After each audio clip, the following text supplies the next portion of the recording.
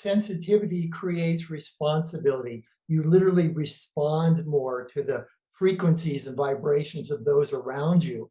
And by that process, we gradually, as a group, as humanity, become more harmless, because you say, oh my God, I said this and I can feel the other person's response. This wasn't good. Or I chopped down this tree and I can feel the trees going, why do you, I mean, it's very intense. And there's books about this. Many people have experienced this on many levels, but it's part of all of our heritage. We'll all be extremely sensitive. We'll be very responsible. That's part of, like you earlier talked about, what's our evolution? Well, that's the bellwether, sensitivity and responsibility. And that seems really key. I like that phrase you used. What was it? Sensitivity creates responsibility. And that is a foretaste of this episode of the Planetary Makeover Show. In response to the heartfelt voices of an awakening humanity, we have evidence that divine help is at hand to work with us to create a hopeful future. Hello, everyone. Welcome to another episode of Planetary Makeover, creating a world that works for everyone. Today, we're delving into one of humanity's greatest bugaboo, fear. And we're going to discuss its origins, what it's been like passing through it, and how ultimately we can overcome it. Because these crises throughout the world that we're experiencing now are part and parcel of that fear, obviously. And what it actually is a great spiritual crisis for humanity. Luckily for us, we have help of an extraordinary kind, which you've heard me talk about before. And today we have some earthly help, also of an extraordinary kind. My guest, Ron Liggett. Hello, Ron. Hello, David. And I just want to tell you a little bit about Ron before he gets started. He has been studying metaphysical science for over half a century. And during that time, he helped start one of the largest metaphysical centers in the country, founded a metaphysical church, has lectured at theosophical societies, and has been covered by local print, media, and radio.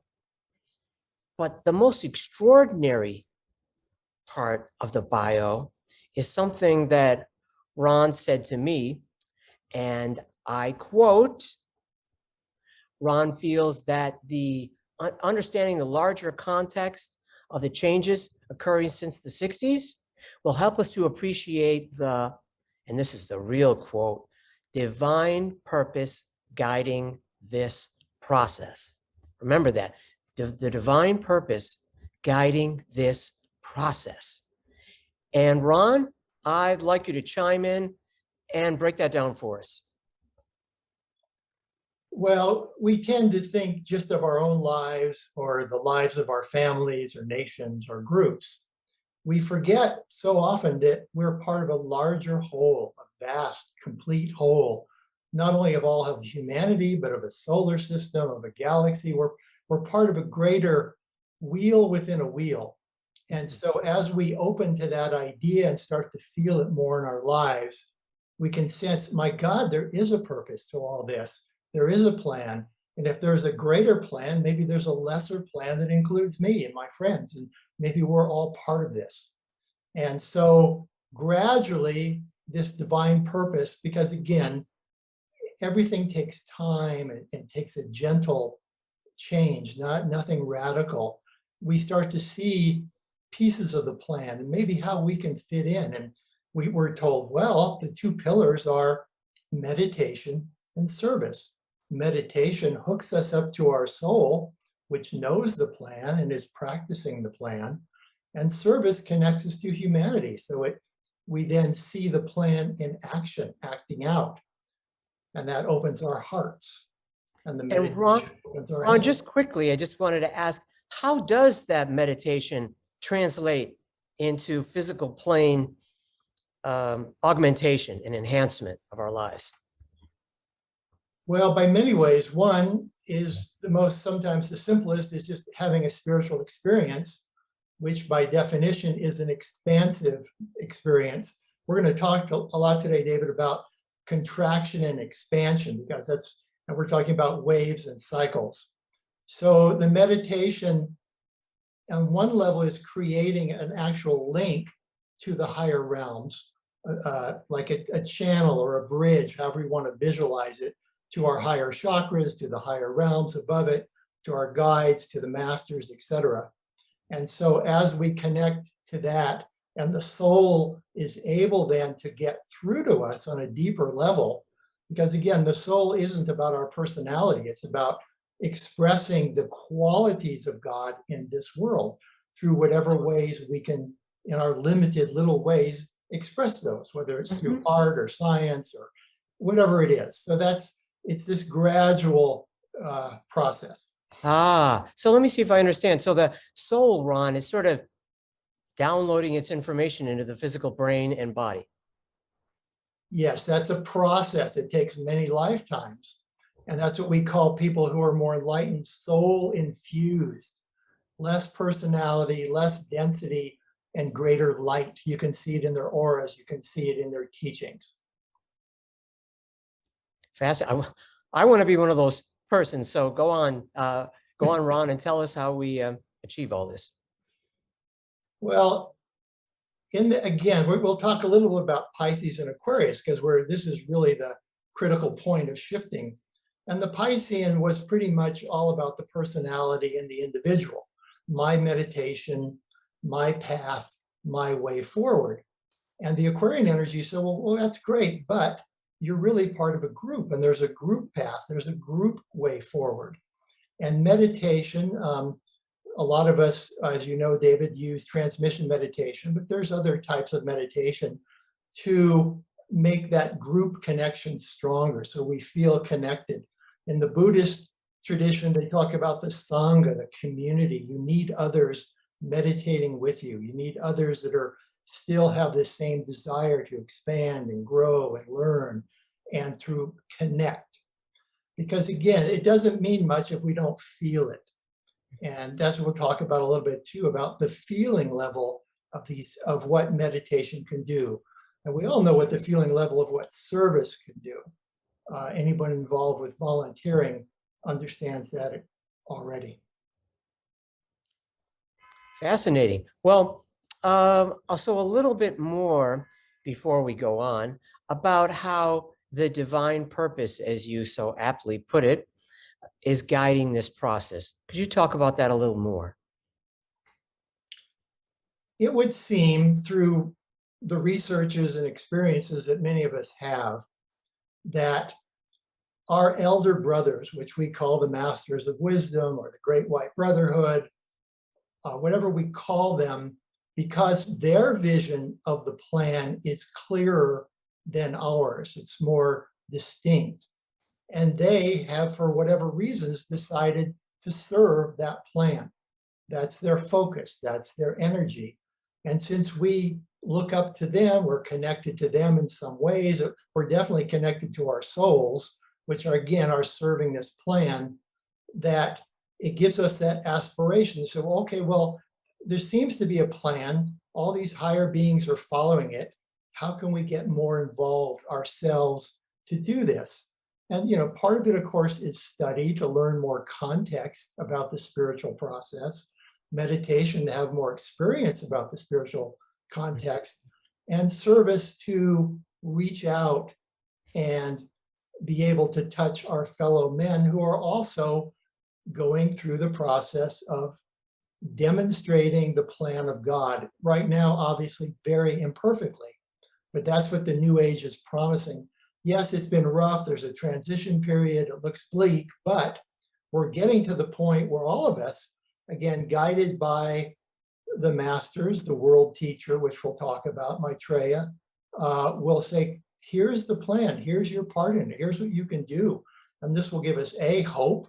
It'll give us a vision. It'll give us a purpose. It'll dispel depression and fear. We'll just take this huge leap forward. So that's kind of what we're hoping for. That's wonderful. So how nice for us. We're getting a master class, not to make a bad pun, by humanity's elder brothers, the masters of wisdom. Think of what that would do for people if everyone realized we had this guiding, driving force behind us and that we weren't alone. And I wanted to ask, what separates, just briefly, what separates us from them? And can we eventually become one of them too? Or are they in an elite group that we can never hope to join? It's the vast stairway to heaven. It's the spiral of evolution. We are all somewhere on this great spiral, slowly working our way up, whether we're individuals or dogs or cats or planets or even the masters. We are all on this spiral. We're all learning, we're growing, we're teaching, we're studying, we're sharing.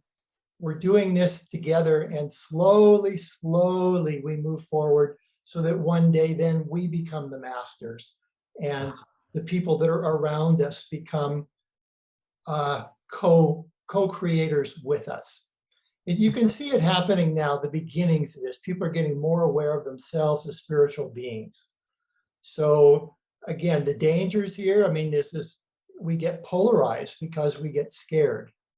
And I know we wanted to cover this too. I just thought I'd bring it up. But what slows us down from this process, because we'll all get there, it's evolution. It is evolution.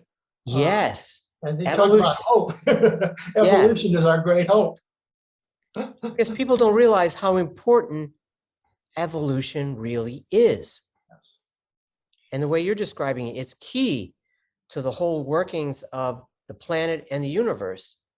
And it's not something that should be argued about in political circles. It's a basic fact that we simply don't need to disbelieve or believe. We need to understand and experience, is what I'm hearing. Yeah, we need to see it. I mean, we can study physical evolution, and we can see the changes going on through the different aspects of the animal, mineral, and plant kingdom. But it's much harder to see it in our own world, in our own lives. We can talk about a Gandhi or a Sai Baba or various teachers. Oh my gosh, look at this. They must be very evolved. But we haven't integrated this yet in mass thinking. It's slowly, it's happening. We talked about humanity's crises we're going through and the fears that it generates. But you had said there's two elements that you see, and that is polarization and fear of the future. Everything that we need to learn right now is, in a sense, polarized so that we can really look at it, really understand it. Economics. Do we really want the super rich and millions of people starving when we're tossing food out? Is that the world we want? Do we want our social system breaking down into individual violence and group violence and misunderstandings and anger and vengeance? Is that what we want? Did that polarization? And the political, the conservative, liberal, whatever that means, communist, capitalist, socialist, fascist, these are just words. I mean, at the end of the day, the key here, the end of this polarization will come when we can see ourselves finally, and I believe that Maitreya especially is going to help with this, see ourselves as one. Science says, hey guys, you're one, it's one field, you know, we influence each other, the butterfly in Borneo, the hurricane here. I mean, we know that already. We just need to experience it more. And just one thing, Ron, when you were mentioning communism and capitalism and socialism, they're all isms. And I think Benjamin Creme, the esoterist and author and artist, the sort of modern day John the Baptist, who talked about Maitreya in the modern era, I'm not sure if he had quoted Maitreya as saying it, or as he said it himself, that, quote, isms in prison. And I think he had referred to them as like metaphysical drugs, and to let go of them. But go ahead. I just wanted to throw that in there. No, you're right, David. And you know, I don't like to bring it up too much, but religion also has been a real problem for humanity for a long time. And that's part of the Aquarian dispensation, is that we're going to move from belief, you believe this or else, to wait a minute, what have you experienced? Well, what have you experienced? well, let's have common ground here about our experience and see what really does invoke spiritual energies, what really does connect us to the Deva kingdom, connect us to each other in an energetic way, because we're moving into the age of energy. We're doing acupuncture, Reiki. I mean, we all know it. This is the age of energy. So here we are. And what was that again? You said this is the age of Energy. energy. Yes. And not just energy, but which I think you've touched upon, is awareness and knowledge.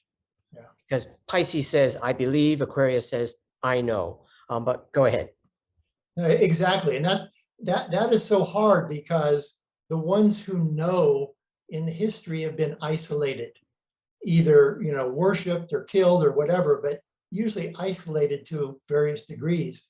Ostracized. Yeah, exactly. And now we need, wait a minute, we need a big group of people. We need a mass of people to say, no, we're all experiencing this together. And I think the hope here in this polarization question lies with the young people who do not see the world so polarized as us older people do. And they're saying, no, you kidding? We're all been together doing things for forever now. We're okay. We don't need your polarization. We can make things work. Yes, everywhere. It seems like every older generation condemns the younger one, saying they're out of touch. But Right. in this case, and of course, that's gone on for hundreds of years and does yet still. But these young people are really in touch with these energies and with their desire to live and survive and thrive. And they don't seem to have the same hangups that the adults have or the older generation. No, and in my experience, they're looking for meaning in their lives. They're looking for purpose. And I think shows like this and the materials that you and I are recommending to people give people a context that says, yes, there is meaning. There is purpose in your life. Don't give up. It's so easy just to go into, the dark side, but there's no need to right now. I'd like to hear some more now about a little bit more about the fear of the future. Where does that come from and how do we work our way through that? Well, it's ironic that over the past few years, we have had this media bombardment of fear. And at the same time, individually, everyone's going to therapy, trying to get rid of fears and move forward and get rid of addictions and so forth. So, but now with the physical lack of real security, the financial lack of real security, environmental collapse waiting in the wings, war waiting in the wings possibly, that one fear is there a viable future for my children, for my grandchildren, for my friends? And so these fears are deep inside of us, but they are coming forward too, because people are saying, I'm going to deal with this. I'm going to create my own economy. I'm going to print my own money. I'm going to go back to trade and barter. I'm going to grow my own food. I'm not going to be stuck like my parents are in a system where they're terrified of leaving the system because there's nothing there to hold them up. We're going to hold each other up. These fears, and again, we're going to get into this a little bit later too, are connected to our past, to our historical past, our genetic past, our common trauma past, however you want to look at this. So these fears are deeply ingrained in us, which they're finding more and more evidence of, even generational, that you didn't experience the fear, but someone else did. And so it's part of your experience now. So this fear of the future is very deep. And with war, I mean, a lot of us grew up, under desks waiting for an atomic explosion, which has again traumatized the generation. The fear that religion has caused by creating this image of hell and hellfire and damnation and the devil has, again, deep fears. Even people who want to do good, do certain things, they say, well, I don't know, maybe I need to cover myself here and be aware that I might go to hell if I do this. I mean, it's very insidious, very deep. And And so that's why again, today, most people call themselves spiritual and not religious. that makes sense. And once again, I was looking for a couple examples.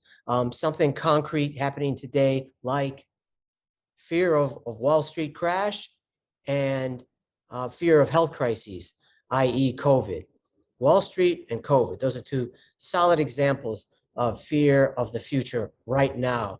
And I think some of our audience could relate to and say, wow, so that's what Ron's talking about. Now I can connect this metaphysical world and tale and background and detail with something solid that's happening today, and I can make that connection. Well, really, we can see the seeds of this very clearly around the world with the new, they call them cities of light or spiritual communities, are starting all over now. And most of the people that I know are saying, hey, Ron, do you know of any I can join? This is a huge movement for people who become, because they're meditating, because they're doing help to the world, they're doing service, they're becoming more sensitive and they feel things. My God, I don't even want to be in this room anymore. I don't want to be with these people anymore. I want to be in an environment that supports my growth. I want to be part of the solution. So they say, well, where can I live? And so they're saying, well, let's all live together. Let's create some kind of communal or community or whatever it is. They're all over the planet now in different ways. People are doing this. And now, Ron, I'm sorry to interrupt. No, just to answer your question, yeah. It seems like they're not just saying, I don't want to experience this anymore. That's toxic, but I don't want others to suffer and experience that anymore either. I'm not just thinking of myself anymore. I don't want anybody to go through what it is I don't like either. Well, that's very true. And that's part of that, sensitivity creates responsibility. You literally respond more to the frequencies and vibrations of those around you. And by that process, we gradually, as a group, as humanity, become more harmless because you say, oh my God, I said this and I can feel the other person's response. This wasn't good. Or I chopped down this tree and I can feel the trees going, it's very intense. And there's books about this. Many people have experienced this on many levels, but it's part of all of our heritage. We'll all be extremely sensitive. We'll be very responsible. That's part of, like you earlier talked about, what's our evolution? Well, that's the bellwether, sensitivity and responsibility.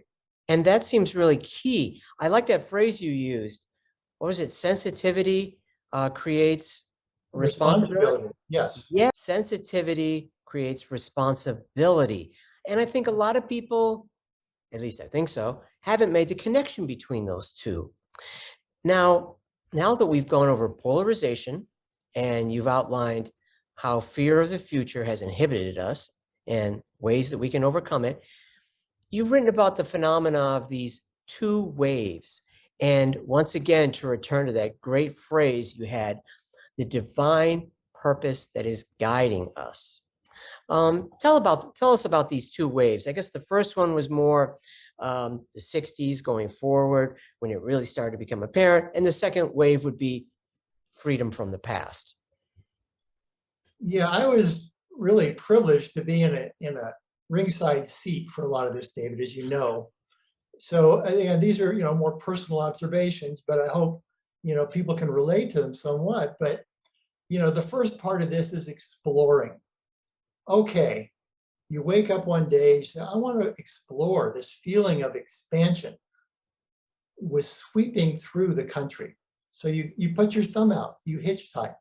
You ended up at a strange place with strange people living in a house full of strangers that were all cooperating. Oh, Ron, you just made me think of something. This expansion that you mentioned. Yes. Tie that into your phrase that I keep repeating that I like so much, the divine purpose that is guiding us. We're feeling the inclination to expansion. Where is that inclination for expansion coming from? What's the origin of it? The origin is the spiritual influx of energies, which Maitreya has said, or Ben has said, that creates, just by definition, that yearning, divine discontent, because since it's literally shaking you out of your little mental box, and even, which I just mentioned here, exploring out of your physical box, your home in the suburbs or whatever it was. And then you say, okay, I want to get out of here, but where am I going? What do I need to do? And then we go from there to the books and the classes and the retreats and the study and all that. But that first sense, I want to explore, and that opened doors up. It created a sharing economy back in the 60s, a gig economy. I don't want to work every day. I'll work enough to do what I need to do my spiritual practices, to go to India, to go to Japan, whatever people were doing then. It gave them an opportunity to do that. And again, relating to fear, that energy pushed the fear away. You started to come out. You said, oh, you can live in my house. And you didn't know the people at all, but you just did it.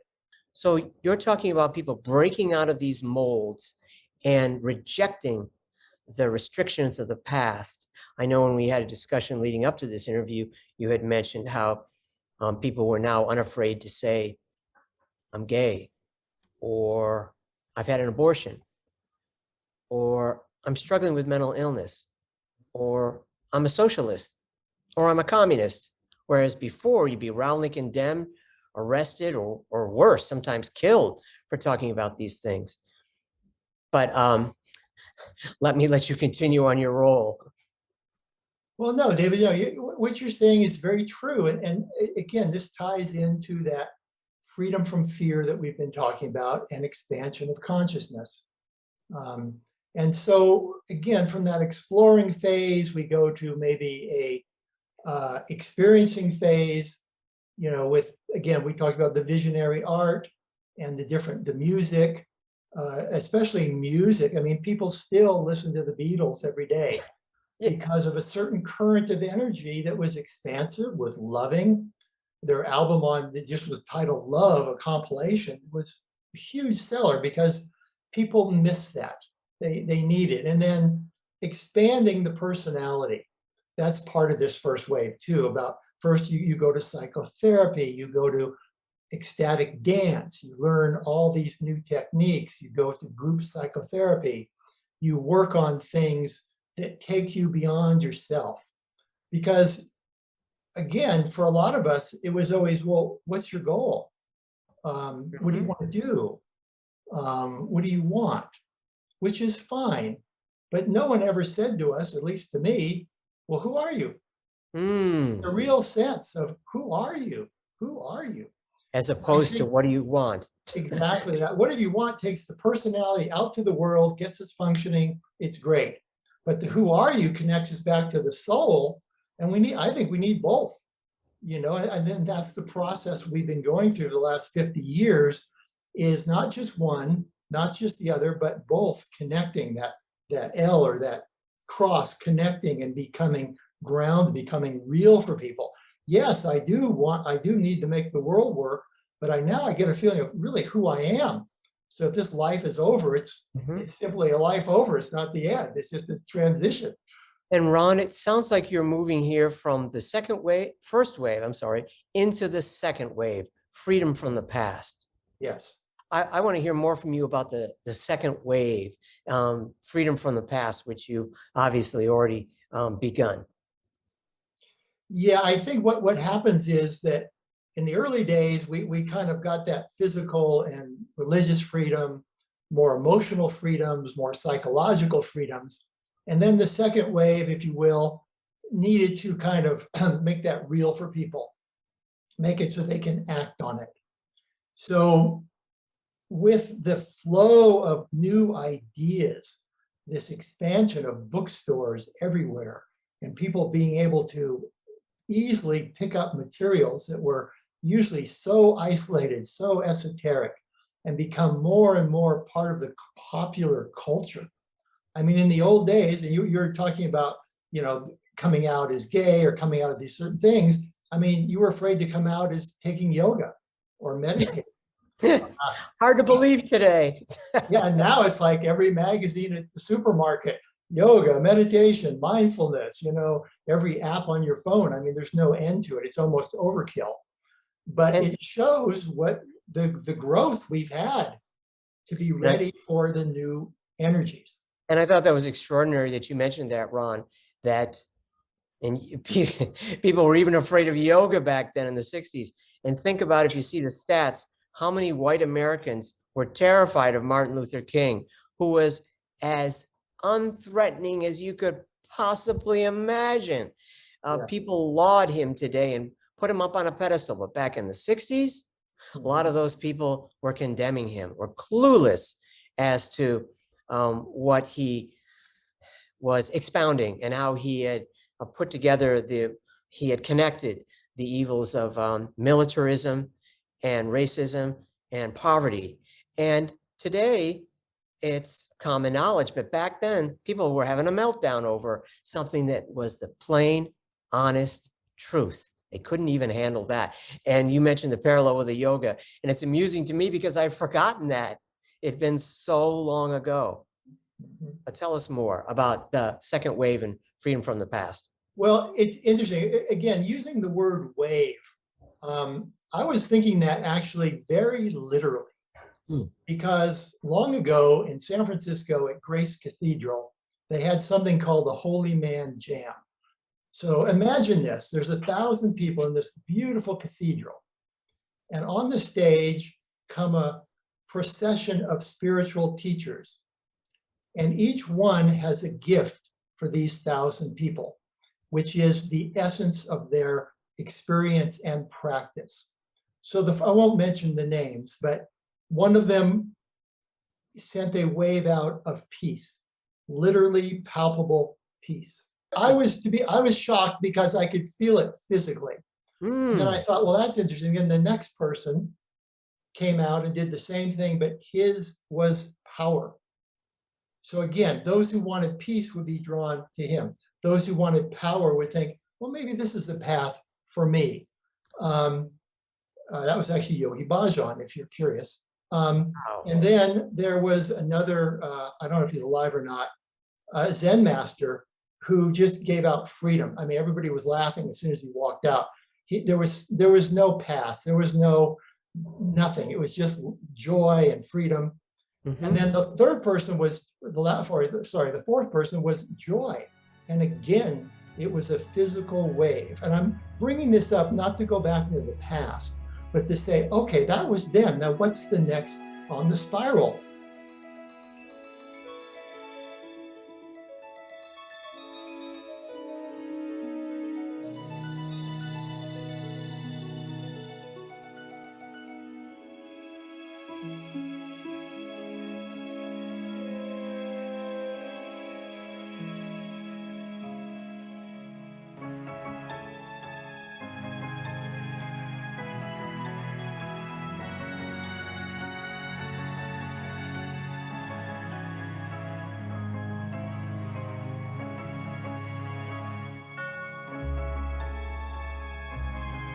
Yes, and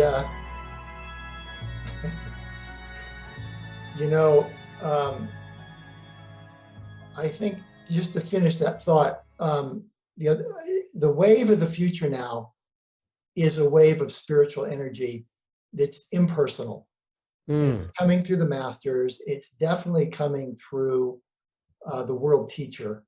And people that have been taking transmission meditation have certainly felt it. Other people around the world have felt it in various ways with various definitions and experiences. But it's a worldwide wave. From the early days of more individual waves, now we're getting this wave after wave affecting the planet, affecting young people and starting movements. The shutting down Wall Street and creating new ways of living, and and talking about the environment in very intense personal ways. These are things that are happening now because of this impersonal spiritual energy that's awakening us. And I know you've mentioned Benjamin Creme and the world teacher. I'm glad you brought that up, because I wanted to tie Benjamin in with how Benjamin Creme, his books and lectures have helped bring about the second wave. And once again, that great phrase you came up with, the divine purpose of this process, which seems to include the coming of a new world teacher. So maybe you had started to go into that. Please continue. Well, The last few years have brought out a lot of religious scholarship, and they've brought out a lot of profound metaphysical, spiritual teachings. But for most people like me, really, I need it simplified. I need it basic. I need something I can relate to and understand. And that was my attraction, particularly to Benjamin Creme's materials, is that he made it very timely, very clear, very Accessible. relatable, accessible, exactly.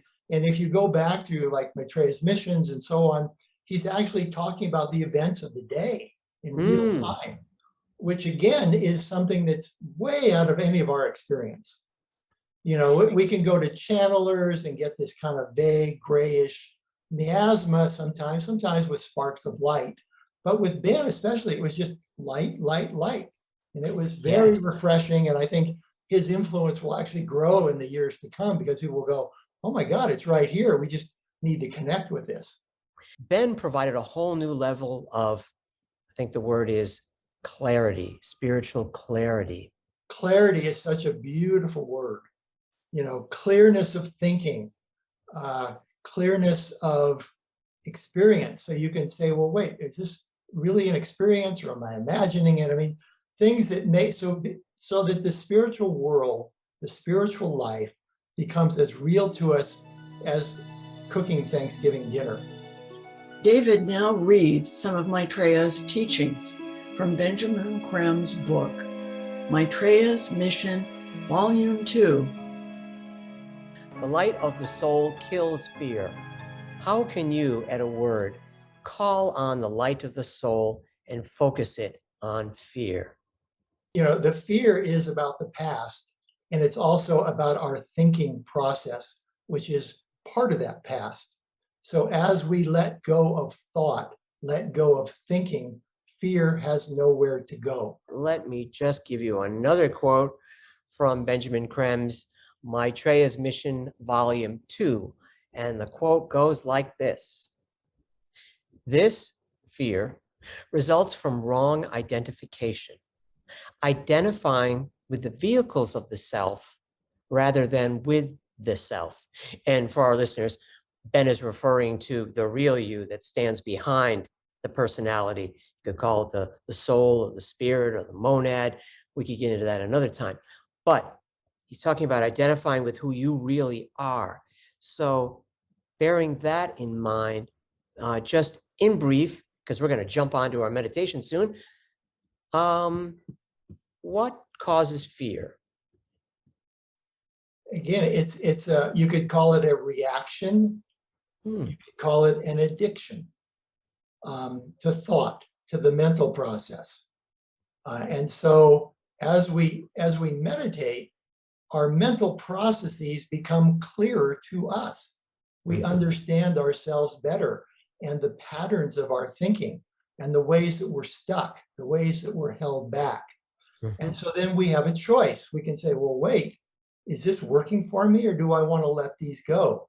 Because again, as we've talked about over and over, it's about letting go. Letting go of the past, letting go of trauma, letting go of thinking, letting go of beliefs. And with that, I think it's time for our brief meditation. This is called the New Age prayer. And it's a prayer to help us in this process of expansion, process of inclusion, process of understanding. So it's very powerful. It's being said all over the world every day by thousands of people. And I think if you add it to a daily routine, you see for yourself if it helps you or not. Just experiment, see if it works for you. Sounds good. But I'm going to read it. So if everyone can just kind of close your eyes, focus on your third eye. Well, you can keep your eyes open if you want. If it's on the screen, you can see it. But I'll say it. But I want to just say here that I am, the first two lines talk about the I am. That's the greater I am. That's the spiritual I am. If we truly identify with that I am, we would be in nirvikalpa samadhi, and we wouldn't be having this discussion. We're trying to get to that point. So let's imagine that, oh my God, I'm formless. The worlds came after me. I'm the original. So let's think of it in those terms. So here we go, guys. I know we have a short window. This New Age prayer was given to humanity by Maitreya, the world teacher, through Benjamin Creme. Please join us in a powerful meditation after the prayer. I am the creator of the universe. I am the father and mother of the universe. Everything comes from me. Everything shall return to me. Mind, spirit, and body are my temples for the self to realize in them my supreme being and becoming.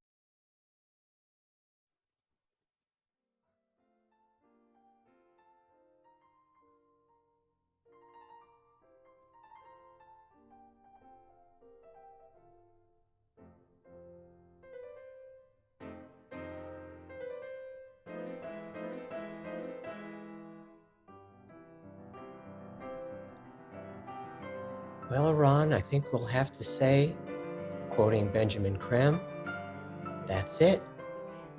We've run out of time for this show. I want to thank all of you for sharing it with us.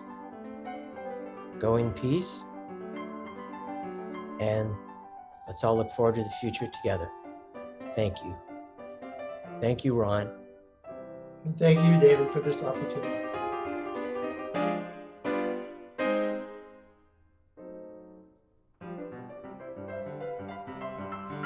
Visit us on Facebook at #Planetary Makeover. This show has been a production of planetarymakeover.org. At our website, we have a link to our bi-weekly live show at 5 p.m. Mondays, Western Time, and 8 p.m. Eastern Time. At our website, we also have a link to our archives and a selection of our shows. For more background info, visit www.shareinternational-west.org. That's shareinternational-west.org. For related books and DVDs and CDs by Benjamin Creme, on the emergence of Maitreya, the world teacher, please go to share-ecart.com.